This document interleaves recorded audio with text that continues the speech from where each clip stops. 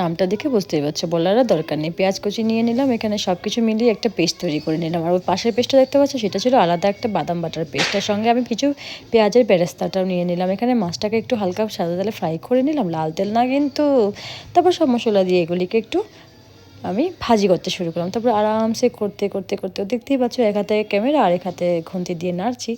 তো যাই হোক, এটা করতে করতে যখন এটা আস্তে আস্তে কষিয়ে আসবে, তারপর আমি দিয়ে দেবো এটার মধ্যে আমার একটু সিক্রেট মশলা। এবার সেই সিক্রেট মশলাটা কি, সেটা যদি জানতে হয় আমাকে কমেন্ট বক্সে কমেন্ট করতে হবে, তাহলে আমি বলে দেবো। আচ্ছা, সেই মশলাটা আর ভালোভাবে মিশিয়ে নিলাম। মিশিয়ে নেওয়ার পর এখানে ভালোভাবে নাড়তে শুরু করে দিলাম। যতক্ষণ না পর্যন্ত এই মশলাটা কষে গিয়ে তেল ছাড়ছে, ততক্ষণ আমি নাড়তেই থাকবো। এবার অনেকটা নাড়ার পর তোমাদেরকে আমি বলে দিই, যে আইটেমটা আমি রান্না করছি নামটা আর থাম্বনেলটা দেখে বুঝতেই পারছো। তাছাড়া আমার আগে সবাই অনেকেই ভালো করে জানা এই রান্নাটা, যদিও আমি নতুন নতুন মাঠে নেমেছি, তাই ভাবলাম তোমাদের সঙ্গে শেয়ার করি। আমার রান্না করতে একদমই ভালো লাগে না, যখনই আমি সময় পাই তখনই আমি রান্না করি। আর এখানে গরম জলটা একটু ফুটিয়ে নিয়ে সেই গরম জলটা এখানে এটার মধ্যে দিয়ে দিলাম, যখন মশলাটা কষে চলে এলো।